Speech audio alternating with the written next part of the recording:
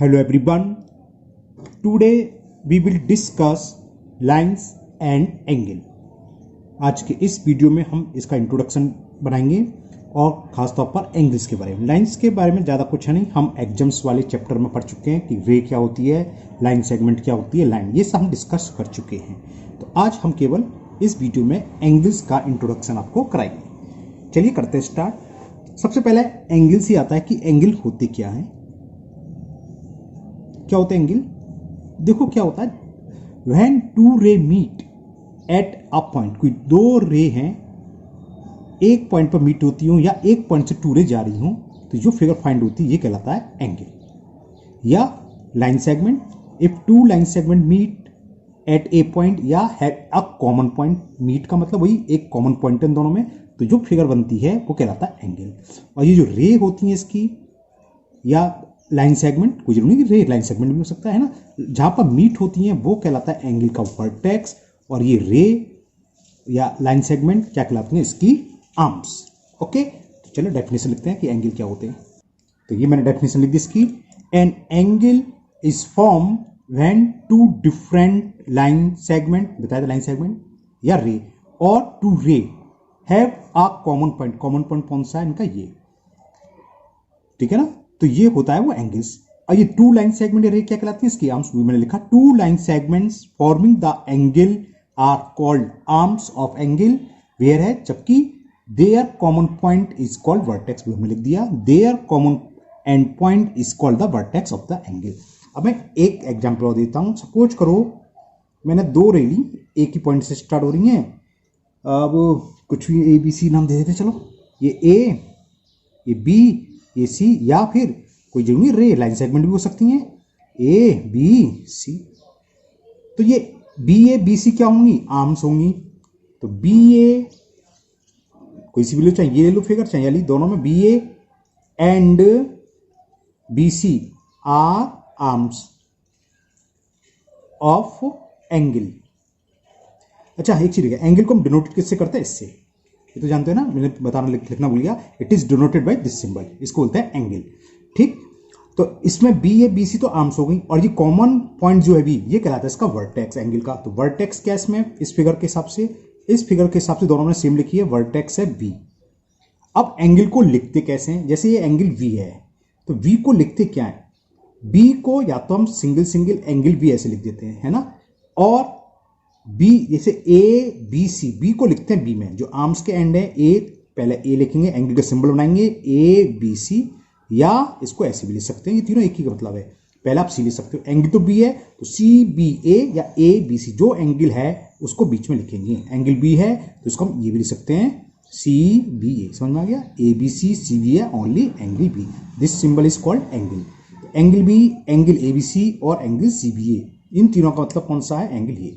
यानी कि जो एंगल का वर्टेक्स होता है वो हमेशा बीच में आता है, और बाकी दोनों एंड पॉइंट में पहले कोई सा भी लिख लो, बाद में कोई सा भी। इसमें मैंने सी पहले लिख लिया, इसमें।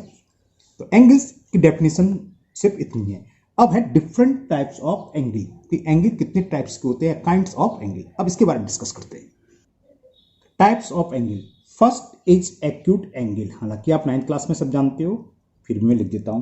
क्या होता है, ऐसा एंगल जिसका मेजर 0 डिग्री से क्या हो, अधिक हो, और 90 से कम, यानी कि more than 0 degree but less than 90 degree is called an acute angle. तो क्या होगा, an angle whose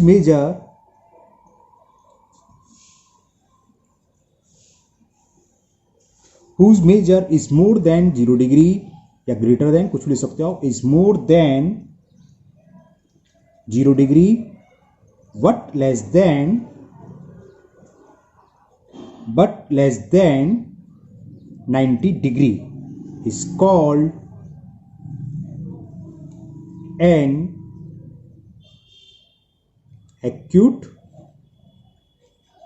angle. For example, 30 degree, 45 degree, 75 degree etc. इसकी फिगर हमेशा कैसी होगी, इस टाइप की होगी, मतलब 90 से कम वाली, है ना। ये तो मैंने फिगर से बता दिया, एक ही आप बनाना, बस ये लिख देना। तो ये हो गए एक्यूट एंगल। सेकंड होता है कौन सा, राइट एंगल। राइट एंगल यानी कि एक ऐसा एंगल जिसका मेजर कितना हो 90 डिग्री, वो कहलाता है राइट एंगल। तो ये मैंने लिख दिया, an angle whose measure is 90 degree is called right angle. इसको रिप्रेजेंट करने का तरीका ये होता है, देखो ध्यान रखना, इस तरह का लिखा तो 90 डिग्री नहीं है, मैथ्स में अंदर अपनी तरफ से कुछ नहीं मानेंगे। 90 डिग्री का सिंबल ये होता है, अगर ये लगा है तब ये 90 डिग्री है, ये नहीं कि हमें लग रहा था 90 और मान लें। मैथ्स में अपनी तरफ से कुछ नहीं मानते, अगर ऐसा सिंबल तो 90 डिग्री, अगर कहीं पर सिर्फ ऐसे बना दिया तो ये 90 डिग्री, 89 भी तो हो सकता है, वो भी ऐसे होने के करीब है ना। तो जब तक ये सिंबल ना लगा हो है ना, ये शो करता है 90 डिग्री को। फिर 90 की डिग्री के बाद क्या आएगा राइट एंगल के बाद? Obtuse angle. ये भी शायद आप लोग सब जानते हो है ना, क्या होता है? वो एंगल जिसका मेजर 90 से तो ग्रेटर हो, more than 90 degree, but less than 180 degree is called obtuse angle. तो थर्ड इज ऑब्ट्यूज एंगल। तो वही मैंने लिख दिया ऑब्ट्यूज एंगल की definition, an angle whose measure is more than 90 degree what less than 180 degree is called an obtuse angle. For example 120 degree, 135 degree etc. इसकी figure इस type की होगी, 90 से ज़्यादा और स्ट्रेट लाइन से कम है ना ये। नेक्स्ट अभी मैंने मुंह से बोला straight line angle. Straight line angle क्या होता है? जिसका मेजर ठीक 180 डिग्री हो, वो स्ट्रेट लाइन एंगल या स्ट्रेट एंगल बोलते हैं है ना। स्ट्रेट का मतलब क्या? सीधी लाइन है ना, तो स्ट्रेट एंगल, इसीलिए इसका नाम पड़ा स्ट्रेट एंगल। तो क्या हो जाएगा? An angle whose measure is 180 degree, an angle whose measure is 180 degree is called straight angle.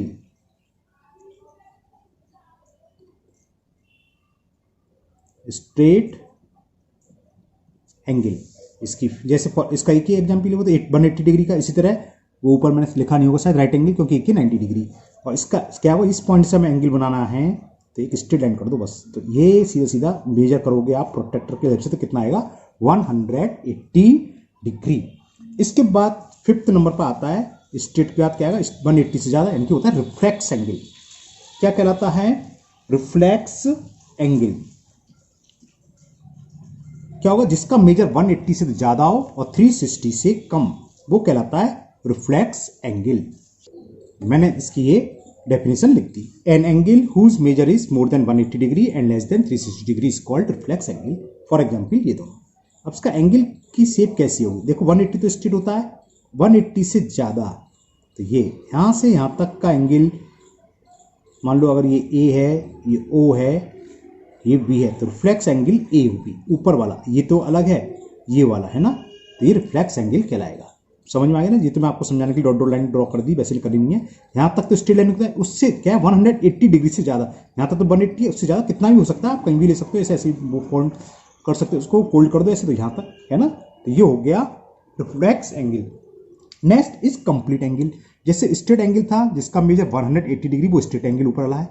और अगर कोई ऐसा एंगल जिसका मेजर 360 डिग्री हो तो वो कहलाता है कंप्लीट एंगल। क्या? Complete angle. 6 is complete angle. Complete angle तो समझ में आ गया, बस ये सीधा एक ही लाइन है, हुज मेजर एन एंगल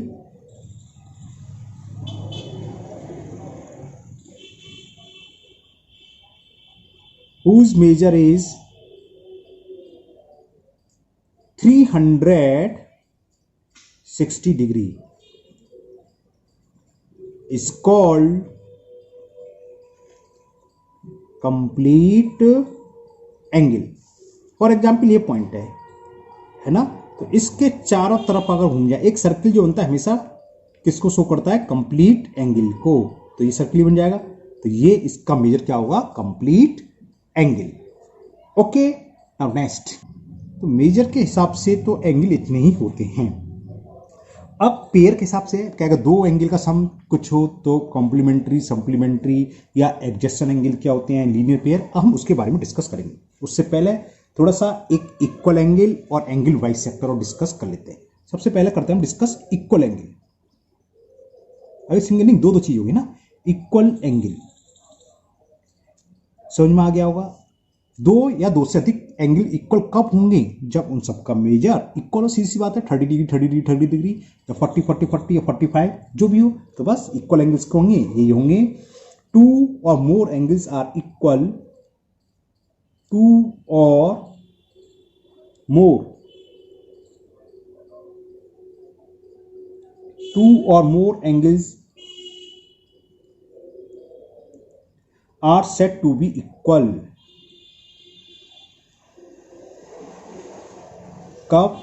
समझ में आ गया होगा। कब? जब उनका मेजर सेम हो। इफ दे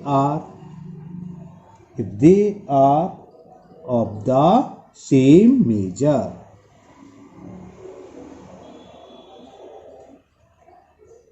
अब देखो मैंने एक फिगर बनाई यहां, मान लो ये एंगल P है, खाली Q लिख दे रहा हूं मैं शॉर्ट में समझाने के लिए। तो एंगल P इक्वल, मेजर को हम स्मॉल m से रिप्रेजेंट कर देते हैं, कहीं पर आप पढ़ा होगा स्मॉल ब्रैकेट में एंगल P, इसका मतलब measure of angle P equal है measure of angle Q equal है मेजर ऑफ एंगल R, तब ये तीनों एंगल इक्वल हैं। क्लियर? फिर angle bisector. Angle bisector क्या होता है? एक ऐसी रे या लाइन सेगमेंट जो एंगल को टू इक्वल पार्ट्स में डिवाइड करता है। मतलब क्या है, आज बताते हैं। एंगल वाइज सेक्टर, पहले मैं एक फिगर बना दूं, उसके बाद डिस्कस करेंगे। सपोज करो हमारे पास ये एक एंगल दे रखा है ना, कुछ भी नाम दे दो, मान लो एंगल का नाम दे दिया मैंने PQR, और जो उसका वर्टेक्स है यहां से एक लाइन सेगमेंट या रे कुछ भी क्या करे, इस एंगल को दो इक्वल पार्ट्स में डिवाइड कर दे कि जितना ये है उतना ही। मान लो अगर ये 20 डिग्री तो ये भी 20 डिग्री, तब इसको PQRS, तो हमने QS दे दिया, तो QS जो होगा क्या कहलाएगा, इसका एंगल वाइज सेक्टर है ना। रे है तो ऐसे यहां लिखेंगे इस डायरेक्शन में, मतलब एंड पॉइंट तो होता नहीं मालूम रे का, अगर लाइन सेगमेंट तो बादल करी, तो ऐसे ऐसे लेके यहां लिख देता हूं, तो समझ में आ गई। तो क्या लिखेंगे, आर रे इस फिगर के हिसाब से QS, आर रे या लाइन सेगमेंट भी बोल सकते हैं, आर रे क्या लिखूं से QS, जो इस फिगर में है उस हिसाब से QS है ना, बहुत अलग अलग फिगर के ऊपर डिपेंड है। आर रे QS is said to be bisector, is said to be the bisector of angle. Angle को कैसे लिखते बताया था, वर्टेक्स बीच में आता है तो एंगल PQR। कब हो गया, इफ ये एंगल इस एंगल के इक्वल होगा, तो ये एंगल क्या लिखेंगे PQS। If angle PQS is equal to angle, इस वाले एंगल को क्या लिखेंगे XQR या RQS, वो आप मर्जी कुछ ले लो, RQS लिख देते, तब उस कंडीशन में ये इसका वाइज सेक्टर कहलाएगा। या अगर ये इसका वाइज सेक्टर है तो ये एंगल इसके इक्वल होगा। ये ध्यान से करना, क्योंकि आगे जब एक्सरसाइज होगी तो इस टाइप के क्वेश्चन आएंगे, कोई फिगर दे रखी होगी, इसमें दे रखा होगा QS is the wise sector, तो इट्स मींस ही क्लियर हो गया कि ये एंगल इसके इक्वल है। या हो सकता है कि प्रूव करो QS is the wise sector of given angle, तो उसके लिए हमें प्रूव करना होगा ये एंगल इसके इक्वल आ जाए। अगर ये एंगल इसके इक्वल आ गया तो बीच वाली लाइन या रे जो भी है, लाइन सेगमेंट या रे है, वो इसका वाइज सेक्टर होगी। क्लियर? अब छोटी सी बात है, ये सब जानते हैं आप, इंटीरियर और exterior of an angle. Interior का मतलब जानते हो, एंगल के अंदर, इंटीरियर पार्ट एंगल अंदर वाला, तो इंटीरियर ऑफ एन एंगल, क्योंकि जब शुरू में एक्सरसाइज आएगी तो उसमें पूछ लेता कौन से पॉइंट्स इंटीरियर एंगल के, कौन से पॉइंट एक्सटीरियर है। इसको मैं ओरली आपको समझा देता हूं, जानते हैं। मान लो एक एंगल है हमारे पास ABC, तो एंगल कौन सा ये वाला, तो इसका जितना भी एरिया इसके अंदर, ये मतलब रे है तो आगे तक जाएगी, इसके अंदर जो भी पॉइंट होंगे, मान लो ये P है, ये Q है, R है, कहीं भी हो, ऐसे कितने हो सकते हैं, और मैं लिख दूं यहाँ T ये भी है, क्योंकि ये बढ़ा दो रे तो इनफाइनाइट तक है, समझ में आ गए। तो ये इंटीरियर, और इसके बाहर अपोजिट डायरेक्शन में इधर ये कहलाएगा एक्सटीरियर।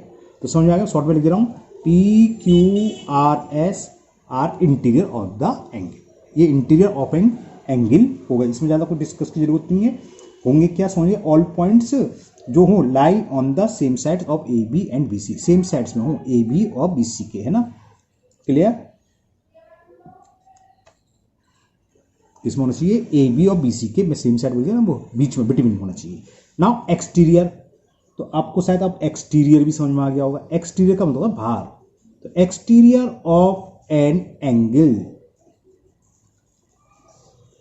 क्या होगा अगर मैंने एक फिगर बनाई, यही फिगर बना ली, मान लो ए बी सी, तो ए बी और बी सी के बीच में नहीं होनी चाहिए इसके बाहर। जैसे ये पॉइंट यहाँ कहीं भी हो, ये पी मान लिया, ये क्यू मान लिया, तो ये इस पर भी नहीं होना चाहिए। एक होता है ऑन एंगल, ना इंटीरियर, चलो ये ध्यान आ गया अच्छी तरह, ऑन एंगल बता दूंगा। तो आर्म्स पर हो कोई भी पॉइंट, वो कहलाता है ऑन एंगल। तो एक्सटीरियर समझ में आ गया है ना, इसमें कुछ लिखना नहीं है। क्या है, ए बी सी के बीच के स्पेस के अलावा कहीं भी पॉइंट हैं बाहर हैं तो वो कहलाएंगे एक्सटीरियर। इस फिगर के हिसाब से पी क्यू आर क्या है, एक्सटीरियर ऑफ एन एंगल। एक और आ जाता सब ऑन एंगल, ये तो मेरे दिमाग से स्लिप था, ये वैसे था। तो ऑन एंगल समझ में आ गया, वो पॉइंट जो एंगल्स की आर्म्स पर पड़ते हैं, मतलब यहां भी तो हो सकता है कोई पॉइंट, ये भी पॉइंट, वर्टेक्स भी क्या होता है, ऑन एंगल। तो ये सारे के सारे पॉइंट्स मैं कुछ लिख दे रहा हूं, एक पी लिख दिया, क्यू लिख दिया, आर। तो इस फिगर के हिसाब से पी और एक वर्टेक्स बहुत जरूरी है। बी क्यू आर कहां है, ऑन एंगल।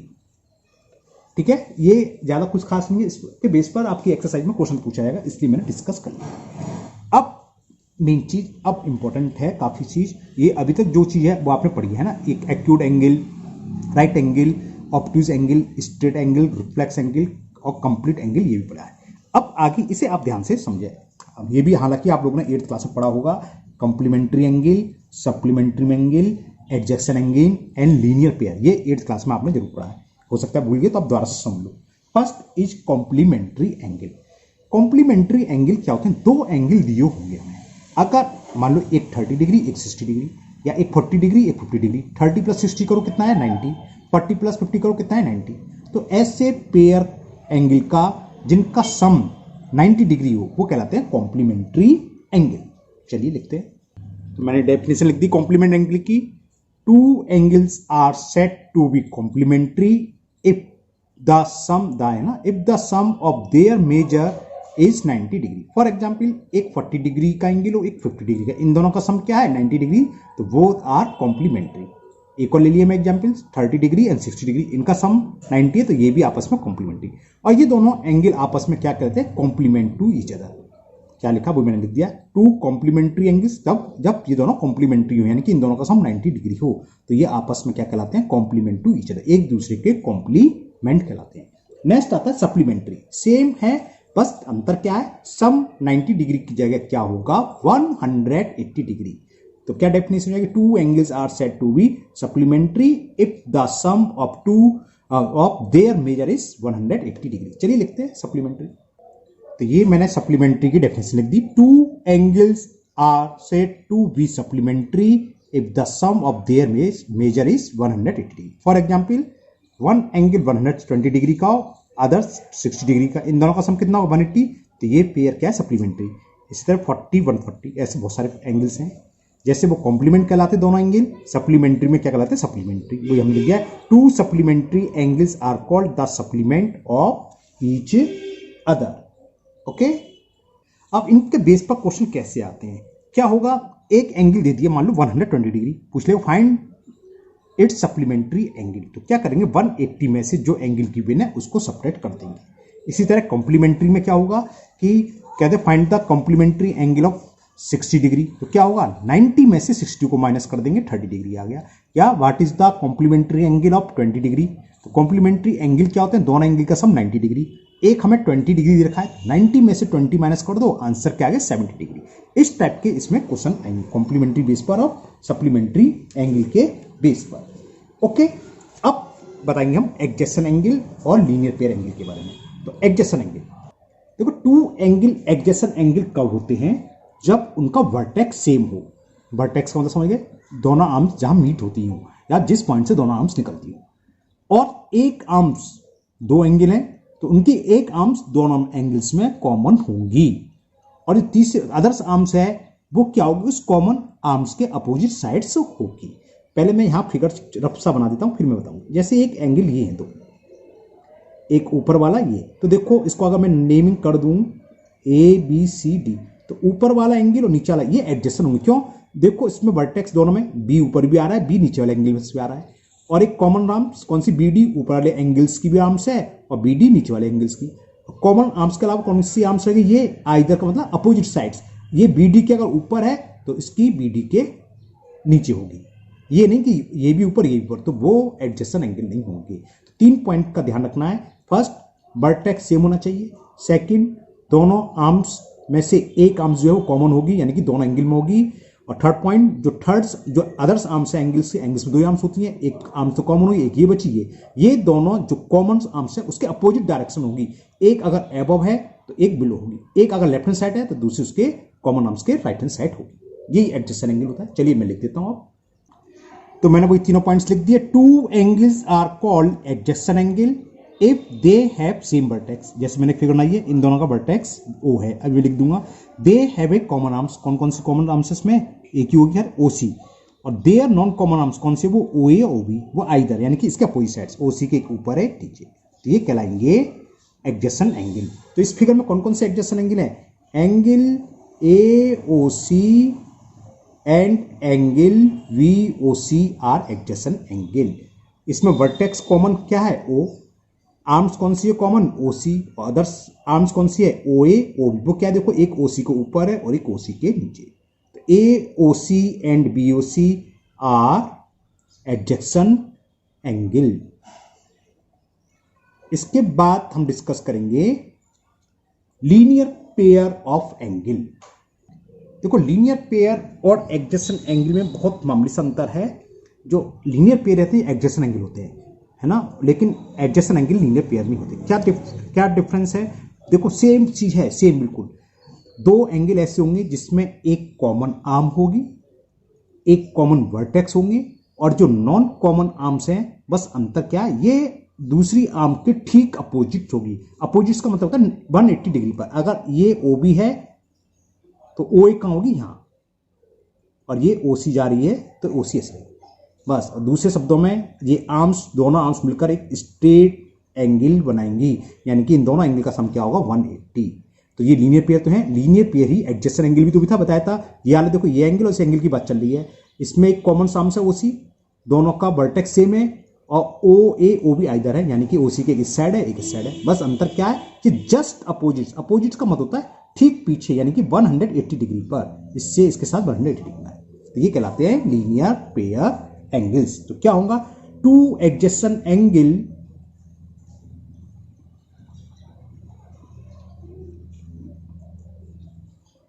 तो ये मैंने डेफिनेशन पूरी लिख दी। 2 adjacent angles are said to be form a linear pairs of angle if their non-commons are 2 opposites ray।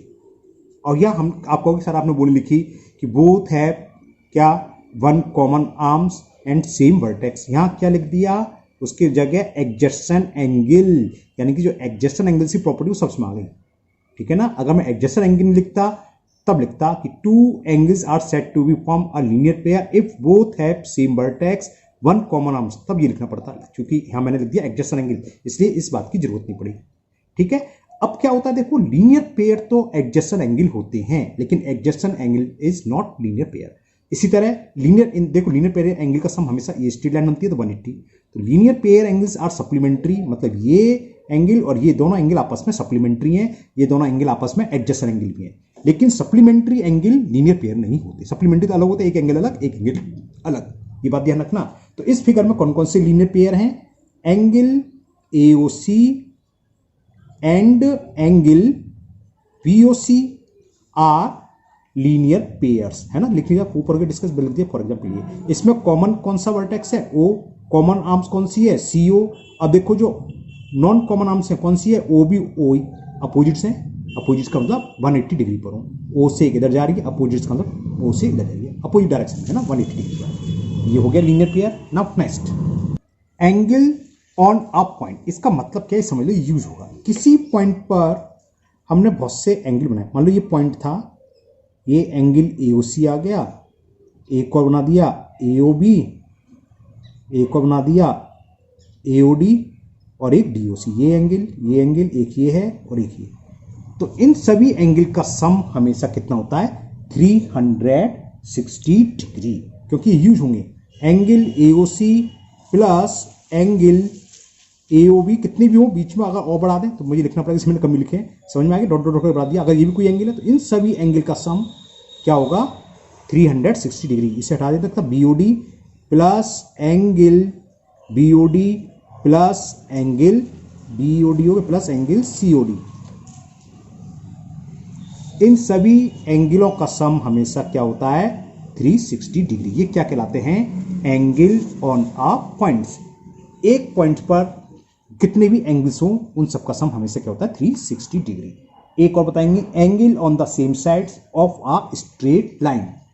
तो angles on the same sides of a straight line क्या होता है हमेशा 180 डिग्री। अभी फिगर बनाऊं तो आपको समझ में आ जाएगा कि हाँ सर सही कह रहे हैं। ओके ये ए है, ये ई, चलो बी मान लो, ये कोई पॉइंट है। अब सेम साइड लाइन के मैं एबव ले रहा हूं, एक एंगल ले लिया मैंने ABC, एक और ले लियो, इसको मान लिया D और ले लो, इसे मान लिया E, कितने भी ले लो। तो एक लाइन के सेम साइड्स के एंगल का sum this plus this plus this plus this मिलकर ये पूरा एंगल हो गया है ना। तो स्ट्रेट लाइन पर बनने वाले एंगल हमेशा क्या होते हैं 180 डिग्री। क्लियर। बस ये क्योंकि ये इसको मान लो पॉइंट O, ये आपके यूज होंगे क्वेश्चन में, फिगर दे रखी होगी तो आपको ये इंट्रो वीडियो अच्छे से समझनी है, नहीं तो वहां पर क्वेश्चन करने में आप लोगों को बड़ी प्रॉब्लम आने वाली है अगर ये नहीं समझे। और ये सिंपल है। अब तो सब हो गए, पैरेलल लाइन को छोड़कर कोई एंगल रहे तो नहीं। वर्टिकल अपोजिट्स मैंने लिखा नहीं लिखा, मैं तो भूल गया, एक मिनट चेक कर लूँ। Supplementary adjacent angle, linear pair नहीं लिखा। अब एक और डिस्कस करते हैं वर्टिकली अपोजिट्स एंगल। इसके बाद एक पार्ट 2 आएगा, इसका इंट्रोडक्शन का भी खत्म नहीं हुआ, वो पैरेलल लाइंस का। पैरेलल लाइंस का मैं बिल्कुल अलग बनाऊंगा। अगर 2 लाइंस पैरेलल हो और एक ट्रांसवर्सल हो तो क्या क्या एंगल बनते हैं उसको हम नेक्स्ट वीडियो में डिस्कस करेंगे। एक रह गया vertically opposites angle. Vertical opposites angle होते क्या है वैसे समझ लो। 2 रे लाइन सेगमेंट या लाइन कुछ भी कहो, 2 लाइन सेगमेंट इंटरसेक्ट करती हैं, रे भी। तो आमने सामने के जो एंगल होते हैं इनको कहते हैं वर्टिकली अपोजिट्स एंगल, और ये आपस में इक्वल होते हैं। ये एंगल इसके इक्वल होगा और ये एंगल इसके इक्वल होगा, ये कहलाते हैं वर्टिकल अपोजिट्स। चलिए देखते हैं। तो हमने डेफिनेशन लिख दी, व्हेन 2 स्ट्रेट लाइंस। अब यहाँ स्ट्रेट लाइंस का मतलब नहीं कि लाइन्स ही हो, क्योंकि एक बार एक स्टूडेंट का आपने लाइन्स लिखवाया था या तो लाइन सेगमेंट है ना, तो स्ट्रेट लाइन, रे, लाइन सेगमेंट, लाइन कुछ भी इंटरसेक्ट करें हम, देखो ये क्या है, ये है, हमने 5 सेंटीमीटर और एक 6 सेंटीमीटर ले लिया, तब भी ये क्या है वर्टिकल अपोजिट्स हैं। ये नहीं कि हमने लाइन लिख दी तो लाइन में लाइन, रे, लाइन सेगमेंट कुछ भी हो सकता है ना, या रे भी हो सकती है। तो when 2 straight line intersect each other 4 angle are form. कौन कौन से देखो, 1 एंगल, 2 एंगल, 3 एंगल, 4 एंगल, ये 4 एंगल बने। वही हमने लिखा 4 angles are form. The pair of angle which lie on the opposite sides of the point. जैसे पॉइंट है, एक इसके ऊपर है, एक इसके नीचे, अपोजिट साइड है, ये दोनों वर्टिकल अपोजिट है। या ये इसके लेफ्ट है, ये इसका अपोजिट राइट में, तो ये भी वर्टिकल अपोजिट है और ये आपस में इक्वल होते हैं, are called vertical opposite angle. एक मैं फिगर बड़ी सी बना देता हूं। मैंने एक लाइन यहां ले ली जिसका नाम मैंने दे दिया AB, एक लाइन इधर दे दी जिसका नाम मैंने दे दिया CD, और मान लो ये इंटरसेक्ट कर रही है O पॉइंट पर, तो ये पॉइंट के अबव है, ये पॉइंट के नीचे अपोजिट डायरेक्शन में, तो ये दोनों आपस में वर्टिकल अपोजिट एंगल है और इन दोनों एंगल का मेजर आपस में इक्वल होगा और ये आपस में इक्वल होंगे। तो कौन कौन से एंगल AOC इक्वल होगा एंगल BOD, और ये कैसे हैं वर्टिकल अपोजिट एंगल हैं। वर्टिकली भी बोल देते हैं ना, vertically opposites angle, vertically opposites angle, इसलिए इक्वल है। और दूसरा कौन सा AOD, एंगल AOD इक्वल होगा एंगल BOC। क्यों? क्योंकि ये भी वर्टिकली अपोजिट्स एंगल है। एक बात और, अगर इसमें एक पेयर, अगर मान लो ये एक्यूट एंगल है तो दूसरा पेयर 100% ऑब्ट्यूज होगा। अगर ये ऑब्ट्यूज है तो इसके बराबर वाला क्या होगा एक्यूट। और इन चारों वर्टिकली एंगल, जो 4 एंगल बनने, इन चारों एंगल का सम क्या होगा 360, क्योंकि वही हो गया पॉइंट के चारों तरफ के एंगल का सम 360। हाँ, ये पूछ लेता है क्या चारों वर्टिकली अपोजिट एंगल इक्वल हो सकते हैं। एक कंडीशन है, सिर्फ और सिर्फ एक condition, if lines are intersect at 90 degree. अगर दोनों लाइन एक दूसरे पर परपेंडिकुलर बोलते हैं, 90 डिग्री इंटरसेक्ट को बोलते हैं परपेंडिकुलर। अगर लाइन सेगमेंट या लाइन या रे जो भी हैं, अगर वो 90 डिग्री पर इंटरसेक्ट करती है, इस कंडीशन में चारों एंगल 90 90 90 90 डिग्री के होंगे। इसमें ना एक पेयर एक्यूट होगा ना ऑब्ट्यूज, और आर राइट एंगल। यहां अगर एक एक्यूट है तो दूसरा ऑब्ट्यूज। ओके, यहाँ में थोड़ा सा एक और डिस्कस कर लेते हैं। कभी कभी पूछ लेता है कि वर्टिकली अपोजिट्स एंगल्स में ये है, अगर एक एंगल को बढ़ाया तो दूसरा एंगल क्या होगा, कम हो जाएगा। दूसरा पेयर मान लो ये सपोज करो ये 60 डिग्री था तो ये भी 60 होगा। अब ये क्या होगा 120, ये 120। अगर हम 60 को बढ़ाकर 70 कर दिया तो ये 10 डिग्री कम हो जाएगा ना, 70 ही तो जाएगा, 10 यहाँ बढ़ाएंगे, ठीक है। तो 10 डिग्री कम हो गया ये, तो कितना हो जाएगा 110। इन दोनों एडजस्टेंट एंगल, ये दोनों आपस में क्या होता है एडजस्टेंट एंगल का सम कितना होता है, लीनियर पेयर कह लो, एडजस्टेंट सोलो लीनियर पेयर क्या होता है 180। तो ये अगर इसकी 70 है तो दूसरा 110 हो रही जाएगा। बात क्लियर। तो आज के वीडियो में हम इतना ही डिस्कस करेंगे। अब आपका अगर कुछ रह गया हो तो नेक्स्ट वीडियो बता देंगे। बस ये रह गया था, इंटीरियर एक्सटीरियर हो गया, angle of the same side of the transversal, ये सब उसमें आएंगे, पैरेलल। तो अब एक टाइप के आपके अभी एंगल्स रह गए हैं, कौन से, जब टू लाइंस आर पैरेलल, अगर दो लाइन पैरेलल हो और उनको एक ट्रांसवर्सल इंटरसेक्ट करे, है ना, तो 8 एंगल बनते हैं। यहाँ तो 4 बनते हैं, वहाँ 8 एंगल। वो किस किस टाइप के होते हैं उसके लिए मैं एक अलग वीडियो बनाऊंगा, कल इसको अपलोड कर देंगे। तो आप लोग ये वीडियो बहुत अच्छे से देखें, क्योंकि नेक्स्ट एक्सरसाइज इन पर बहुत डिपेंड है, नेक्स्ट एक्सरसाइज, है ना। तो आपको ये चीज़ें सारी क्लियर होनी चाहिए। कल आपकी एक और वीडियो होगी इंट्रोडक्शन टू पैरेलल लाइंस करके करूंगा मैं, पैरेलल लाइन से क्या क्या एंगल बनते हैं, उसकी क्या क्या प्रॉपर्टी है, क्योंकि ये सारे और पैरेलल लाइंस मिलकर ये पूरा चैप्टर आपका, और ये आगे तक आना है, ये सब यूज इसी चैप्टर में नहीं, आगे ट्राइंगल्स में भी ये यूज होगा, क्वाड्रिलेटरल्स वगैरह में भी यूज होगा। ओके, तो मुझे उम्मीद है ये सब कुछ आपको बहुत अच्छे से समझ में आ गया होगा। फिर भी अगर किसी में कुछ डाउट है आप कमेंट बॉक्स में कमेंट करें, मैं उसको दूर करने की पूरी कोशिश करूंगा। अगर चैनल पर पहली बार आए हैं तो चैनल को सब्सक्राइब करना ना भूलें। साथ ही साथ मेरा एक नया चैनल और है जिसका लिंक आपको नीचे डिस्क्रिप्शन बॉक्स में मिल जाएगा, आप उसे भी सब्सक्राइब कर सकते हैं। वहाँ फायदा ये है आपको वहाँ बिना ऐड के वीडियो देखने को मिल जाएगी, आपका टाइम बचेगा। ओके, फिर मिलते हैं नेक्स्ट वीडियो में। Thank you, have a nice day.